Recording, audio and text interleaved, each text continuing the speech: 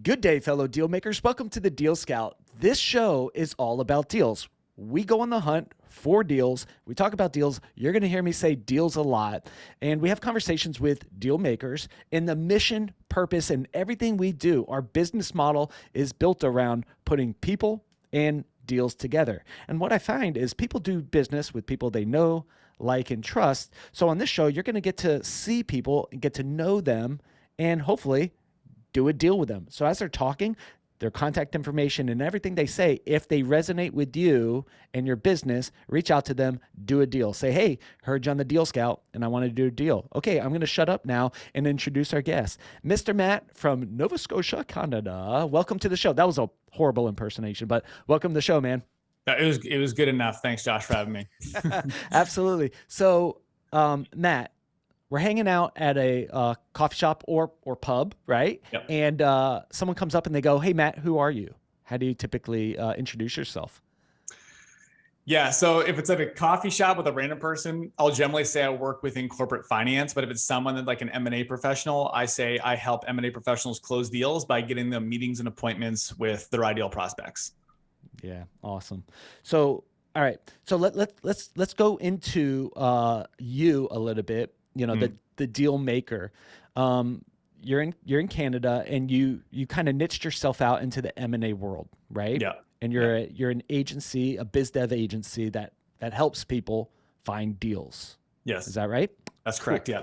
All right. So kind of take us through, how did you get into the game? Like, why did you choose M&A as a niche? Like, how did you get to this spot? Give us your journey. Yeah. So I think I've always had this weird fascination with mergers and acquisitions in general, because it's very strategic, it's complex, there's a lot of moving parts, it's high stakes, and it has a sales component to it, but then it's very like tactical and finite on the finance side too. So like it just, to me, it resonated with me. I had friends that were involved in mergers and acquisitions and big four accounting firms and stuff like that. And they're talking with these deals they're taking down. I'm like, this stuff sounds really cool. But I never, found my way into that space. I actually started a marketing agency with two other gentlemen. I was a minority equity owner of it, and same with my current business partner today. And then we had another gentleman that owned majority of it. And we started a marketing agency. And during that time, we scaled that quite rapidly. I think we brought on like a little over 500 clients within about a year and a half. Did multiple seven figures within about a year and a half as well. And just what we noticed was a groove. I noticed a groove that when we're bringing on clients that were in the M&A space, we got tremendous results for those individuals, like astronomical, to the point where they were coming back and raving about the kind of success they were having. And my ear was probably already kind of close to the ground too, because I was already interested in this space. So fast forward a little bit, I end up starting a different agency now, where we are 100% dedicated with working with M&A professionals to find deals. Before we hit record, we were like, all right, so kind of as a part of the journey, like I always ask, like, what questions can I ask? And in the process, you said, you know what I really want to talk about, Josh, is when M&A doesn't go well, right? M&A is sexy, mergers, acquisitions. What are you doing? I'm buying companies, and that sounds really cool. But sometimes it doesn't go well. And you have a firsthand experience of buying and building and selling a company yourself, and now you help a ton of other people do it. Walk us through some of the things that you've learned in your own journey of mergers and acquisitions. Yeah. So back at that original agency I talked about, we had one of our clients actually approach us, and it made complete sense too, especially on their end, because they were using our organization to help accelerate not only their own growth to generate leads, but also they're using it for their clients. And what they probably were looking at for us as a company was to turn an expense center into a profit center. So they're like, why don't we just acquire this group, and we'll bring them under our umbrella, and we'll just, have another profit center for ourselves. And what's interesting is at that time, me and my two other business partners were already talking about a transition out. Our CEO was looking at doing other things. So the timing was just ridiculously like on point. And so when they approached us, we're like, yeah, this is great timing. So the lessons learned was like everything looked good. Kind of getting into the deal. I would say everything went wrong as soon as we started opening our financials. Okay. So everything on the outset seemed okay, but then, I don't feel that we had a good set of financials that were consistently updated, very clear. We're on point with it. We never had a narrative or pro forma built out to tell the story of where we're going and things like that. And that raised a lot of confusion and questions, which was one thing. That's one thing I don't think we did a very good job at. That's one big mistake. Another big mistake I felt we made was letting the potential buyer who was the buyer, have isolated silo conversations with individuals on our team.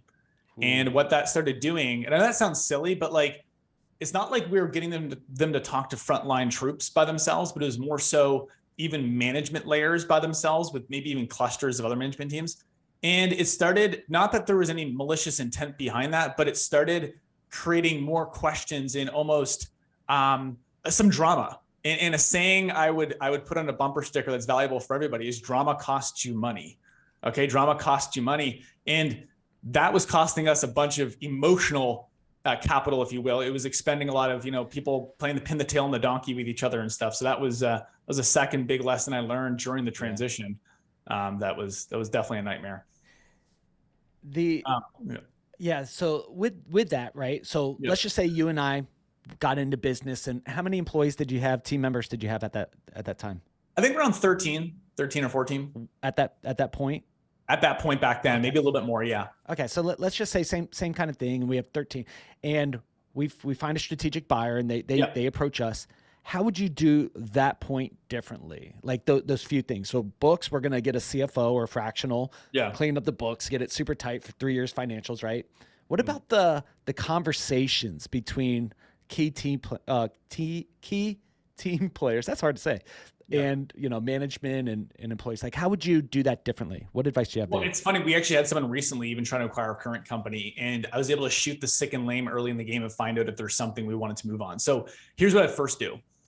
I would first start very high level and say, okay, before we get into, talking about numbers and all this other stuff and getting, diving into some deeper, really, those are almost due diligence kind of components. Let's get into understanding what is your vision in the first place? Like whether you're trying to have somebody acquire you or taking majority or minority interest in your company, like you should really, if your legacy is important to you, you probably want to understand what is their vision.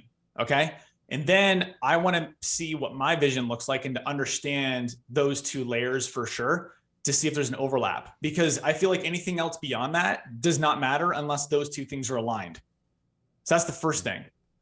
Second thing for sure is, yes, you should have an ongoing, consistent set of clean books, financial optics, your financial statements, your income statement, balance sheet, statement of cash flows, and have those up to snuff consistently every single month. And if there's question marks you have at the end of each month, you should be meeting up with your accountant to have conversations to make sure things are laid out properly so you understand, what your numbers are saying. Absolutely. So those two things, first and foremost, I would definitely have going back, would have redone those two items is what is the vision and does it overlap with my vision in goals and ambitions? And then with the people potentially transitioning. And then secondly is having a very strong, stable set of books that is clear and you understand what is going on and what those numbers are telling you. So key right there. So good. Now that was your first first time selling a business, right? Like in the future now, or even helping other groups, like you've learned something that now you could apply to others.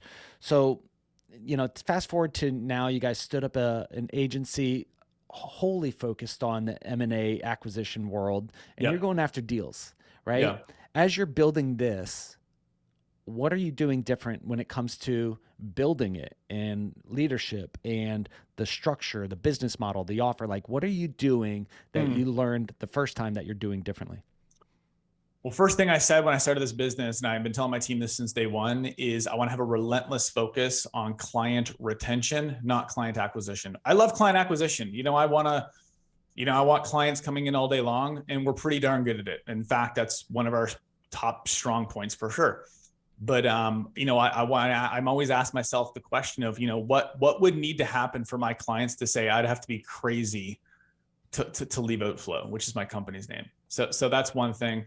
Second thing is I wanted to build a world-class culture of people. I wanted to make sure I put culture over everything. I don't think we did a very good job at that at our last organization. We were all really relatively tight individuals, but we never had, a set of core values and principles that were, laid out and focused on, for sure. So those are two things that starting the company kind of laid that groundwork for sure, starting this business. So good. There's a saying in SaaS models or business models. It's the pirate metrics, right? Have you heard this? The R, they call it the pirate metrics of like MRR and ARR and all that stuff. Yeah. So AARRR, acquisition, activation, retention, revenue, referral, right? Yeah. So this is the growth model. And I love that you're saying like client acquisition is super important. I've heard this, and this old guy said, listen, it's cheaper to keep her than to get a new one, right? It's cheaper to retain than to acquire a new. And I love that you say that, because a client that you have is better than a client that you don't have. Right. What are some tips you have for client retention? Because it sounds like you guys are putting the first crazy focus on it. Yeah, totally. So look, I mean, clients end up leaving for one reason only. It's because there's some kind of misaligned expectation or communication line that's been dropped. That's what I would say on a bumper sticker of why clients leave. And I like to look at the very beginning of the value chain, which is lead generation, and make sure our message actually matches what we do. Okay. And it doesn't overpromise and talk about fairy tale things that are unrealistic. Second thing is making sure our sales actually articulates the value proposition and message properly, with not overpromising and making sure the expectations are aligned. When that's done, then you got to make sure you have a tight, rigorous onboarding process that keeps the mission and the vision of what we're trying to do for our clients top of mind. There's no confusion, and that handoff onto actually onboarding and ongoing management is constantly touted and communicated to of, hey, here, because we're a service-based business, right? So in any business really, but especially in service side, we're only as good as yesterday. What's that saying the Navy SEALs is like the only easy day was yesterday? I think that's what they say. Well, what we did yesterday does not matter. We need to make sure we're focused on today and consistently communicating with, if things are going wrong or things are potentially going wrong, or if things are going good, you have to be constantly in that communication line with the client saying, hey, things look like they're going good over here, just making sure X, Y, and Z, or, hey, I spotted a little bit of an error. Potentially it might cause some disruption in the next 7 days. Here's what we're doing to execute on it. We'll keep you in the loop over this period of time. Or if things aren't going good, you have to get in front of it. You can't let things fester. And that's what we've been doing, is just really, toting two things. Is number one, we have to get the results for the client that we are promising them. But what keeps them around and trusting us to stay with us during turbulent times is the relationship component. And that's where the communication comes in. Yeah. What do you do? Because you say you follow the chain from lead gen to where it is. Yeah.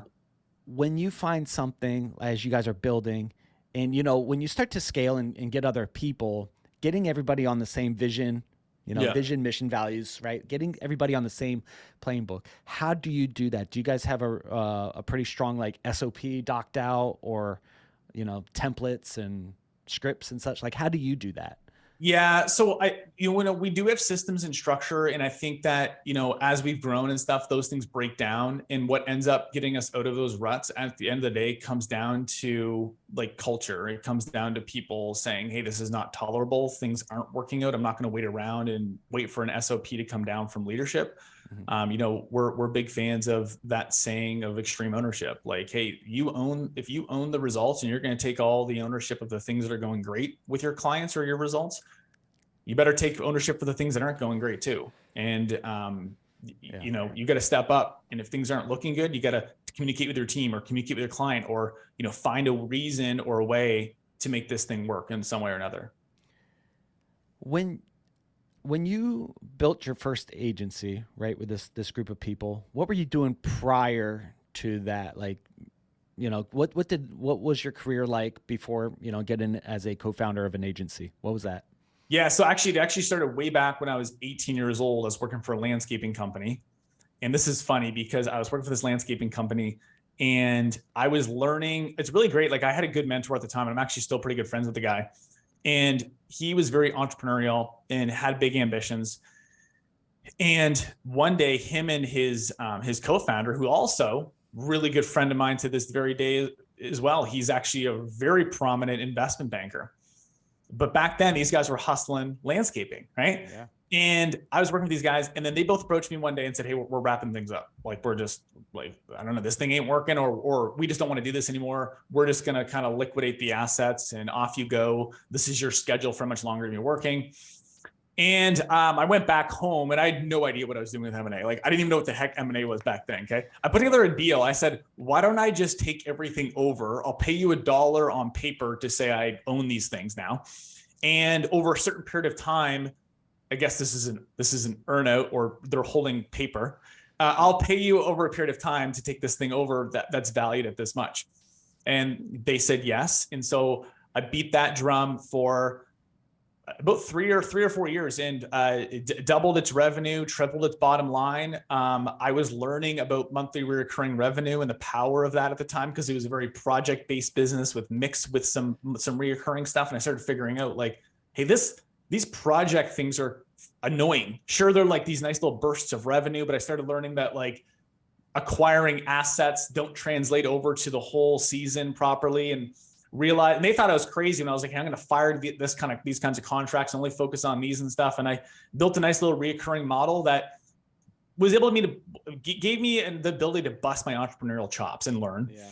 From there, transitioned into marketing space. I was working with LASIK practice. I did marketing for LASIK practices, and that actually got me into the realm of understanding what private equity is. Because when I was doing marketing for these LASIK practices, I thought, I wonder how I could get more LASIK practices by doing less work. And I learned about private equity. Private equity owns these portfolios of all these ophthalmology practices. And that's how I started learning how to do effective outreach to get attention of players, right? So I started reaching these managing directors and these managing partners via cold email, cold outreach, and running a process and getting them on the phone with me, where I could start to have a dialogue with them on how I can help them grow their practices. And it also enabled me to focus on, what do these guys care about? You know, they want to grow them, but they want to focus on increasing its enterprise value. And I had to then position my product in a way that helped them increase the enterprise value of their portfolio. Yeah. Super cool. Quick question about recurring revenue in Canada. Like, doesn't it like snow year round, and there's no grass up there, and you just like, I don't know. Yeah, dude. And like I said, we have the polar bears outside. This is actually an igloo. Yeah. Yeah. I mean, yeah, it's a seasonal business for sure. Like we had, yeah, it's just, you know, we have falls that's very fall cleanup oriented. Then if the summer we're mowing, fertilizer, weed control, things like that. And then again, you're doing the spring or fall cleanup, and then winter you're doing plowing and stuff like that. So it was very up and down and wonky. I did what I could to I created a program. I simplified things. And I started learning about having like focus. Focus is very, very important. Like you look at the Fortune 400, majority of those people, and Warren Buffett talks about this, they focused and built their net worth based off of one really great, beautiful business. They didn't diversify into 1.5 million different things. Yeah. They built a good, strong, stable organization. And that kind of comes back down to when I was at that company, I focused on one thing, which was one program. And I sold that one program, and it was paid out over a month-to-month basis. And it just gave me consistent monthly recurring revenue in that weird industry. Yeah. Awesome. Say a few words for me. Say about. It's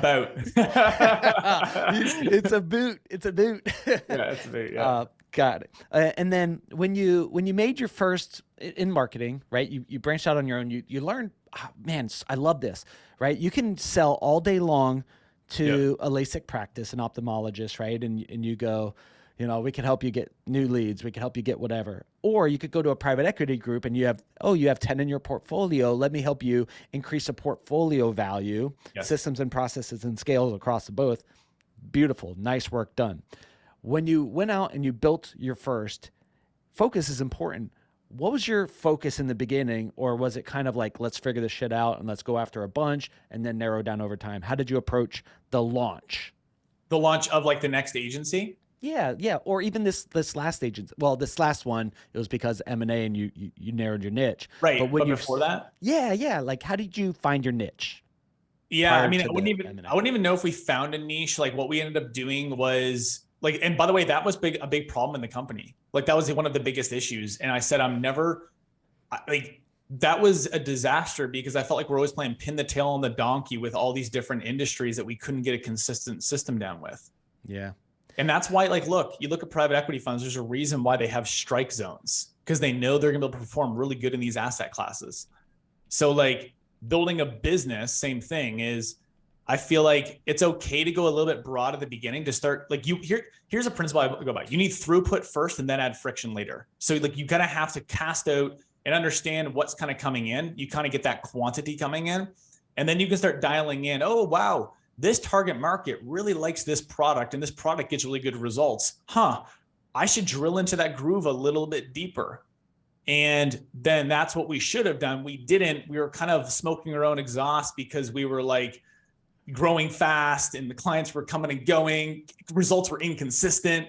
And we're kind of like, well, we're still making like this thing's still millions of dollars. Let's kind of like pan it out. But we never thought of the future. So there was some instability and lack of foundation for sure. And I would say that we didn't do the right thing there.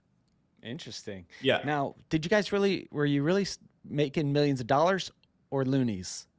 So the business was profit wise, it was a relatively profitable company. Like it's definitely not as profitable as the one we have now, but it was like, the margins were okay. They were good enough. But the problem is that if things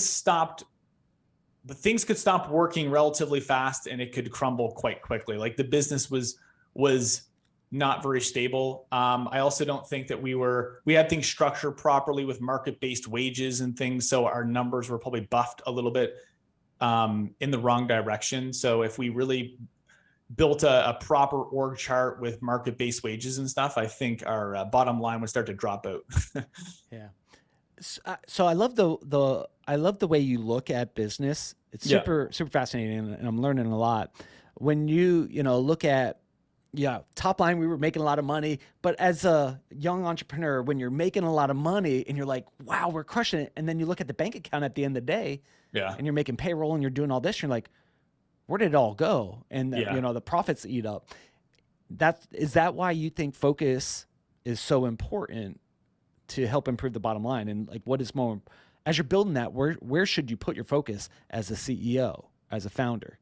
Yeah. Well, when you're building, I think you really need to put a lot of tremendous effort on marketing and sales. Like I know that's generally what I don't focus as much of my time on anymore, but you definitely need to go out and bang on doors and generate revenue and start getting traction. Absolutely. Yeah. When you have a simplified model, like simple scales, fancy fails. Say that again. Simple scales, fancy fails. I like so that. the more simple you can make things, the easier it is to communicate with other team members, the easier it is for them to understand what the plan is. It's easier for them to execute on it. It's easier for them to duplicate the system over and over again. Once you get that humming and the structure is relatively solid, then you can start making symbiotic edges outside of that. Maybe you can start bolting on look at your current resources or assets you have and start kind of maybe adding some little layers of different products, or maybe branching a little bit into different markets that are symbiotic. So for example, I'm not going to do deal sourcing for M&A folks in the morning or during the day and plumbing services at night. That's not symbiotic. I should be focused on my one thing and building little edges out from outside of it. So that's how I would start, and really how you start to scale and make sure that you have a profitable model as you grow. But here's one thing I'll tell you too, that's really, really important that I've learned. Scalability in of itself creates complexity.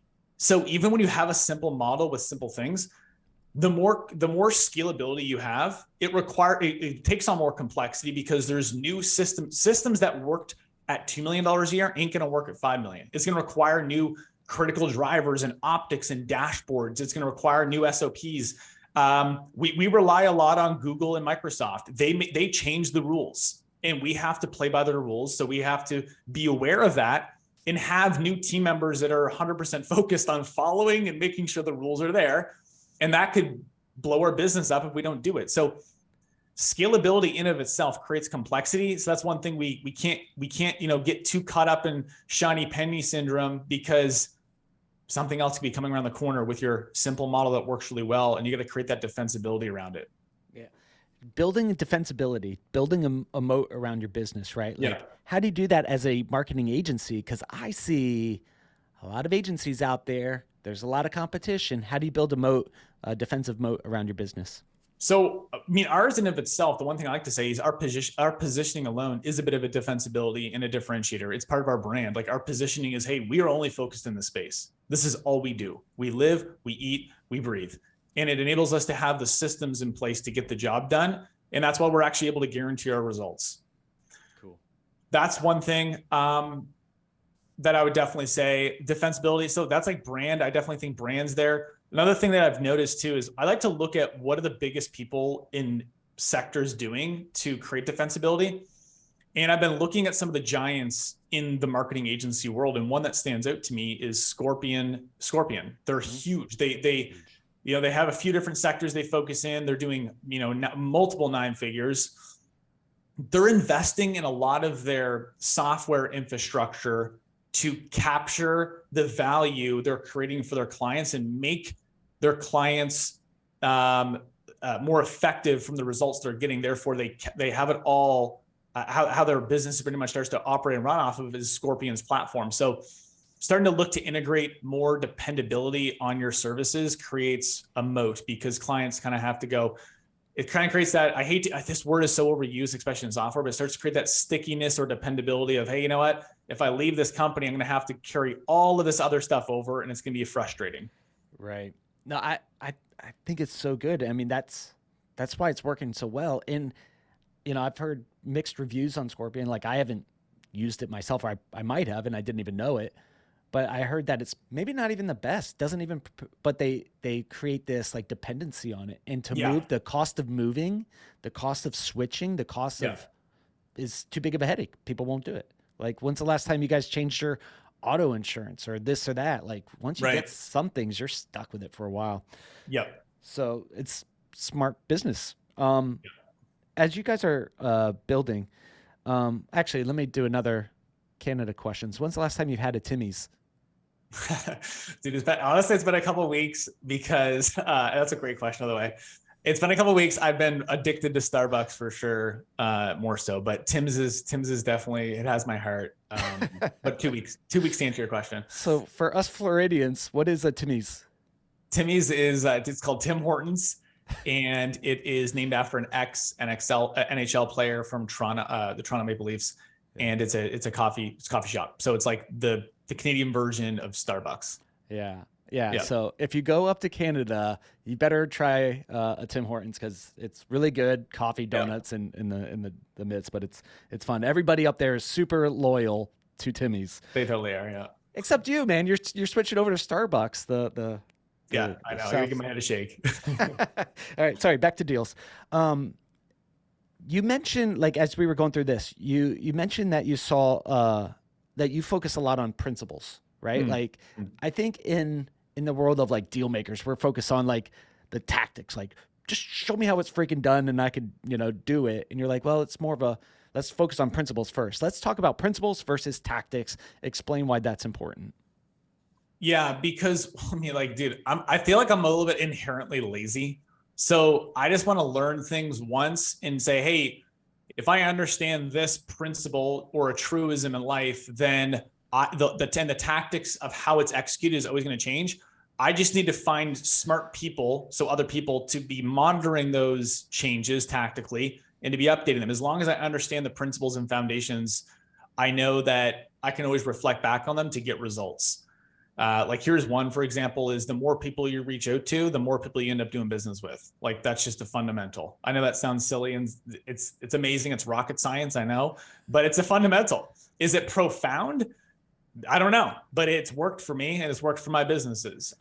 So yeah, that's the reason why. I mean, and I feel like, as the owner of my company, I think a lot of people nowadays value being a specialist. I think I pride myself in being a bit of a generalist, and being a generalist, I get to look at principles across different departments in or different sections of business and operate off those principles and be able to ask my leaders in those departments good questions that are based around principles, so we don't lose sight of that. Because sometimes we can get a little too far down the path of excitement, running enthusiastically in the wrong direction, and coming back to the principles enables us to get refocused. So when it comes to business development, cold outreach, like knocking on doors, right? Banging on doors, trying to tackle some deals. Yeah. Principle versus tactic. Tactic is, what do I say, right? Tell me exactly what to say. What does the subject line say? What does this? What time of the day, right? Those are kind of like the tactics. Principles are what? Give us an example. So tactic might be like, would you be open to a conversation? Would you be open? Whatever, right? That's a tactic. Principle. Give us an idea on a principle that works across business development. Well, here's a principle, like especially if you're doing cold outreach in general.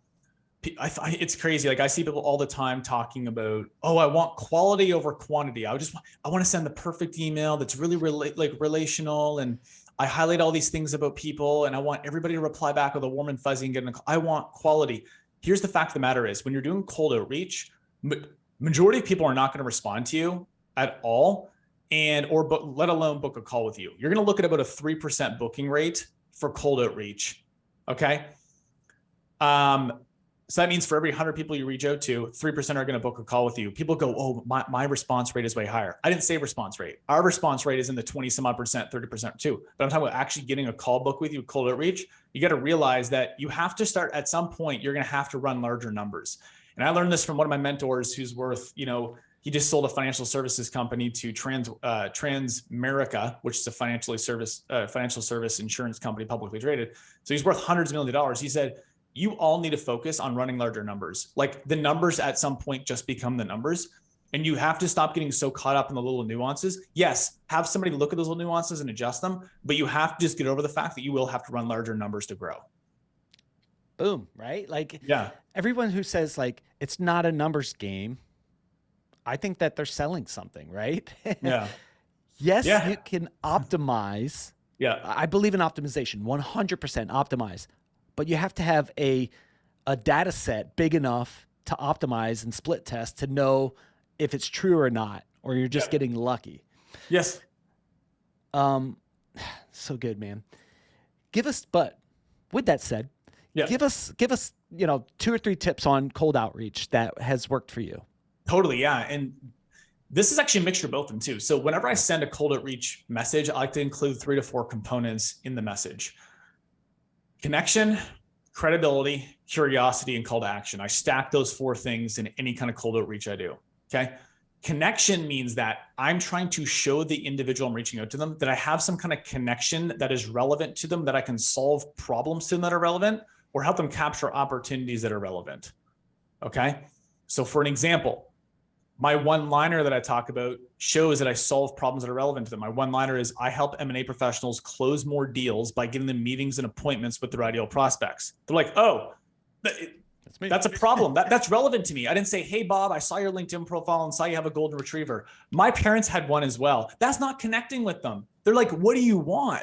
Right? So you got to get over this whole, I need to make it personable and all this stuff. Yes, if you can find ways to do that without being weird, do it. But people more care about why you're reaching out to me. Why are you relevant to my world? What relevant problem can you solve? That's how you can open it up, is by, number 1, creating some kind of connection to them in some way. If you have a referral, the connection, hey, look, I was talking to Bob, the lawyer. Looks like we both use him on some M&A transactions. He mentioned he got brought up in conversation. Like, that's a good connection. That's not that is starting to get in the relevance. So I like to start with open up with a connection. Next thing is show why I'm credible. Okay. I like to say, hey, for example, we've worked on these kinds of transactions with these kinds of businesses and got these kinds of economic results from it. At the end of the day, if you're reaching out to, especially in business, people are going to care about, are you going to help me increase my income? Are you going to help me decrease my costs? Or are you going to help me expand my market share? Those are the 3 things. And you got to kind of tie in an economic component around that credibility. Okay. So that's track record. Thirdly is the big thing. Curiosity. What do you have for me? Why? Okay, cool. I like you. You're solving relevant problems. You seem like a pretty credible individual, but at least the sounds of it. But why do you want to talk? Why should I spend my time with you? What do you have?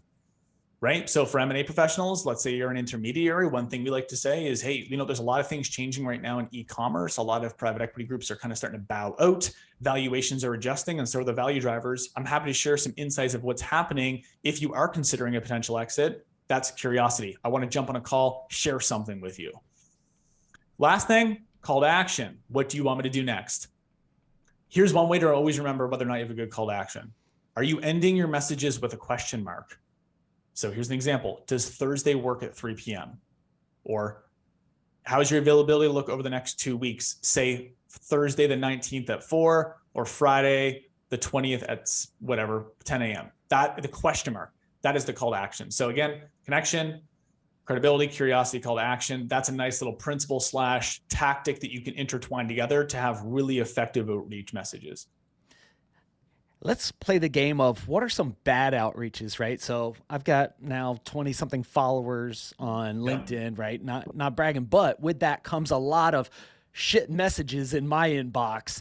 Right. Here's one.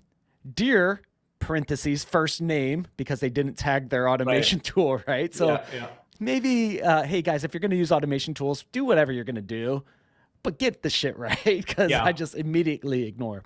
What are some bad things that you have seen in the industry? Well, the biggest one, I mean, I think this for sure, way too much, way too soon, way too detailed. It's creepy. So you don't walk up to people. You got to look at lead generation like dating, literally. By the way, I'm not a dating coach, okay? So don't take anything I'm saying for real, but listen to me on this. You have to treat lead generation like dating. You don't walk up to somebody the first time and say, hey, I know I just met you. I love the way you look. I'm going to go to Hawaii next week. Do you want to get on a plane with me and fly there? That's weird. That's way too much, way too soon, way too fast. Crazy. I call that detail creep. Detail creep, or just being creepy. And we send way too much to people. And it's hard to consume and understand what's going on. And a lot of times too is the messages can be vague as well. You might be not really getting to the point. Like if you think about it, especially, let's say you're reaching out to do deals with somebody, especially, and think of yourself too.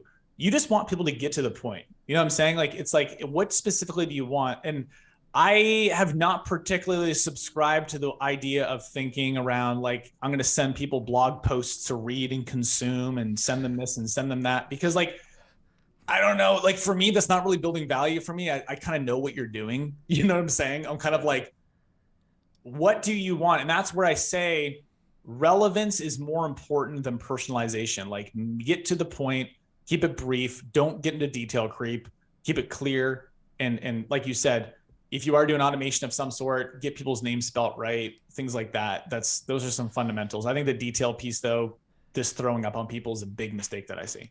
Yeah. LinkedIn tips. Let's give a LinkedIn tip. Connection outreach, first message, followed up by second message, followed, give us a tactic or a principle on how to play well on LinkedIn. Yeah. So here's an example. This is going back. If you want to figure out how do you make things relevant, get more focused, get uncomfortably focused with who you're reaching out to. So for example, I have an M&A advisor client that probably does the most transactions in the world in pest control. He sells all kinds of deals to the big like Rent-A-Kill and Terminex and all these big, these are the buyers that go to him and say, hey, what deals you got? Because you're the best. And we got really focused on his messaging in that space. He also does some stuff in, landscaping and solar and all that stuff. But we're like, hey, you're the best in the world at this. Let's just focus on this. So in the connection message, when you're sending on LinkedIn, for example, you don't want to sell anything on the connection message or try to ask them to do anything. You just want to ask them to connect. That's it. So what we say for him, for example, is we go, hi, Jessica, was looking to connect with other pest control professionals, in your space, came across your profile, open to connect to your question mark. Boom. The whole goal there is just for them to say, okay, this is a real person that's like being somewhat relevant, right?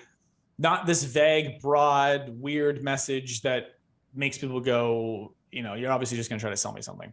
So going back to what my principle was there, get uncomfortably focused on a target market and try to tie that into the connection message somehow, but be brief to the point. Don't go crazy about it.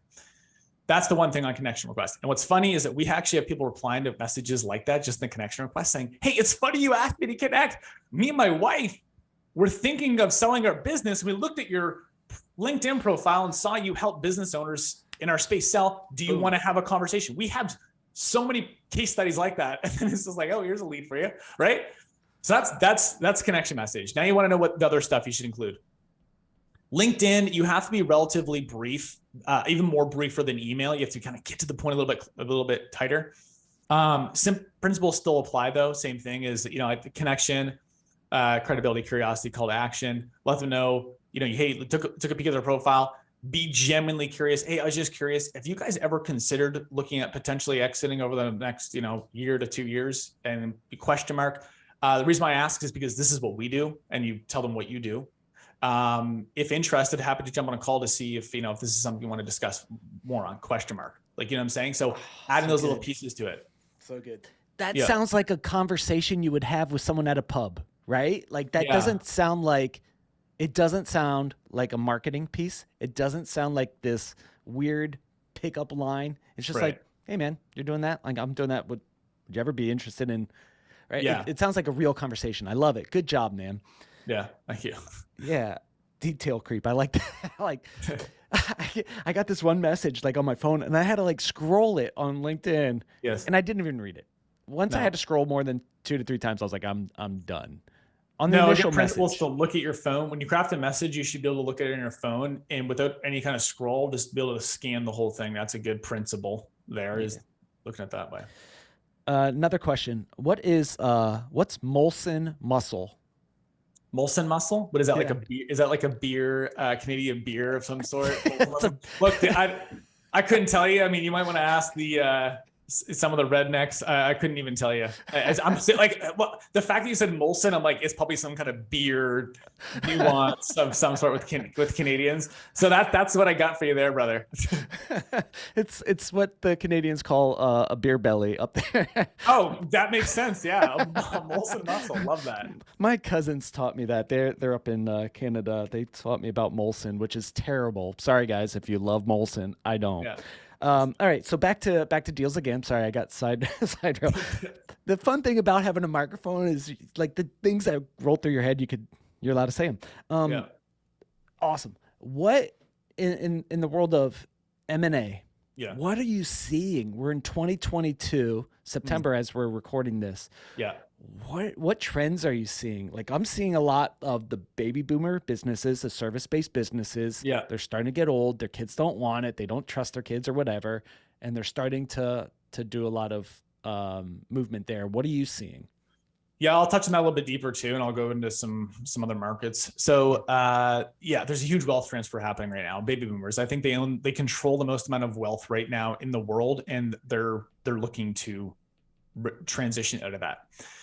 And they just went through COVID, and some of them were considering selling through COVID, and then their valuations took a huge dive. And a lot of their advisors, rightfully so, were saying, hey, maybe you should honestly ride through this to see and get back to where you were before. So that way, when people are looking to buy your business, you're not, selling it for 1/3 to 2/3 the price you could have got before COVID. Let's just get through this and get back up and going. Now we're facing a recession, or I guess a potential recession, and there's stuff going on in the market, and there's more uncertainty. And here's the thing: boomers are looking to just say, hey, you know what? I don't know how long this thing's going to go. I don't know if I want to ride it through anymore. And there's a lot of deals going on market that can be swooped up, and people are flinching. So that's one, is the baby boomer wealth transfer is huge. It's in the trillions of dollars. I don't know the exact amount, but that's a big one. Then you want to look at different sectors that spiked because of a triggering event, like e-commerce. And e-commerce had a huge wave because COVID hit, and everybody and their cat could make money in e-commerce because people had no other option. Yeah. And these aggregators and stuff were coming together with some cash. I guess they call them garage band funds, and they would put together some cash and they could make some money for a little while. But what ends up happening is they weren't following they didn't have good business skills or tools, or they're riding a wave. And what ends up happening is the business started to collapse because the direct to consumer model, or the e-commerce model, the habits of people started shifting back to the traditional way of doing business before COVID. And those kinds of businesses now they're falling apart. And those are some opportunities if you want to swoop them up for cheaper, or maybe purchase certain assets and strip those assets out and bring them into your own model, or do a turnaround or be that savior and say, hey, we can integrate your business in over here as a bolt-on for ours, and here's the resources we can provide, and we can do this thing together. So those are some examples of an industry, for example, that has some waves going on that you can go and grab. And I would do an assessment of what marries over your skills and expertise, and what is the marketplace doing, and see if you can kind of find a thread or a nuance that you could pick up and do well with. So good, man. Such an interesting thing. We're spending some time in e-commerce acquisitions. Yeah. And we're finding that maybe a year ago, 2021, like the numbers were just ridiculous. Yeah. And now people are paying more attention to, okay, maybe I should sell this, but let's be realistic. So super interesting that you say yes. that, man. Let's do this. I'm going to ask you a few more questions, and then we're going to wrap up for the day. You're awesome, by the way. I've had a lot of fun with you. Yeah. Yeah, likewise. Thank you. Where could people go to connect with you and do a deal? Yeah, you can find me on LinkedIn. So just look my name up, Matt Currie, and that's Currie, not Y like the spice. So yeah, Matt Currie on LinkedIn, and also our website. So it's outflow.agency. OutFlow with my Canadian accent is spelled OUTFLOW.agency. Go there, check us out. This is how you spell it if you want to see it on a bumper sticker here. So OutFlow, like that. Yeah, that's an awesome mug. I got. Oh, thanks. Mug. Yeah. Yeah. Well, look, I got the deal maker on the other side there. Boom. Look at that. Hey, how do we earn a Yeti? What do I have to do to earn a Yeti? Yeah, well, you ping me over your mailing address. I'll make sure I send you one. All of our clients get one of these when they come on board. So you get a nice mug, you get some nice attire and stuff like that. So we send all of our clients these nice Yeti mugs. Nice. All right, I'll send you my address. I won't say it live on the show. Yeah. I'll have some detail creeps knocking on my door. Yeah, totally. You will. Yeah. Second question. Yeah. We're going to probably have 3 total, just to kind of prime the pump there. Yep. During this interview, there's probably a question that I should have asked you that I screwed up and did not ask you. What question do you wish I would have asked you? So one question I've been thinking about too, and I've heard it recently, is, a lot of people say, if you could have one skill set, if everyone could take everything away from you, what's one skill you could have to rebuild everything all over again? And I heard people say all kinds of different things. One thing I've never actually heard people say that is truly authentic to me and in full integrity with is leadership. If your ability to lead, be a good leader. And the way I look at being a good leader is you're able to orchestrate a group of people to be able to work together and collaborate together, all in their own best interest, to accomplish some kind of mission, some kind of target, some kind of goal that we're all after. And if you develop good leadership skills and tools, I think that is a very transferable skill set in any market, in any business, in any situation in life. I love that, man. What is one thing you're doing intentionally to grow that muscle of leadership? Investing in myself. So I get around the best of the best in leadership, and I learn, I read books, I go to conferences, I get around the movers and shakers in that space. And that's what I do, investing back into me. Super cool. Matt, you're awesome. One more question. I'm going to pull out this deck of cards that have questions on it. It's a cheap way for podcasters to ask good questions. Tell me when to stop. Tell me when to stop. Stop. Okay, here we go. Here's the question. Let's read it. All right. So how old are you? 28. Okay. When you're 80, I can't do the math. What is something that you're going to look back on and go and be very fond of, right? That you're going to go, man, that was really cool when I was 28. Well, you know what? This answer is going to sound very simple. It's going to be that I was proud to be that old and maxed out, or that like my age at 28, and just focused on each day of being grateful for my age. I think now it's funny.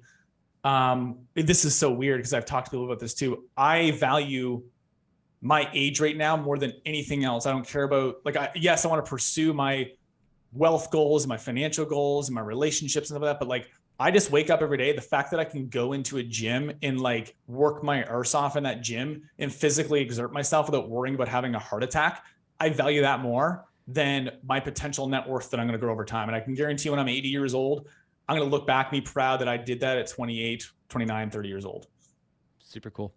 One more time, where can people go to connect with you? LinkedIn, Matt Currie, look me up, or go to my website, outflow.agency. Awesome. Fellow deal makers, thank you for listening into this. Hey, if you're in acquisitions, mergers and acquisitions, and you need some help with finding deals, head on over to outflow.agency, connect with Matt, say, hey, heard you on the Deal Scout, and I want to do a deal with you. If you have a deal that you'd like to talk about here on the show, or maybe you want to connect with one of our guests in the past, head on over to thedealscout.com, fill out a quick form, and maybe you could be the next guest on this show, and we'll talk about deals. And if you go back and count how many times I say deals on this show, and it's accurate, because I'm not going to do it, I'll give you like $1 or something like that. So just send me a message and say you said deals like 100 times. Anyways, talk to you guys on the next episode. See y'all.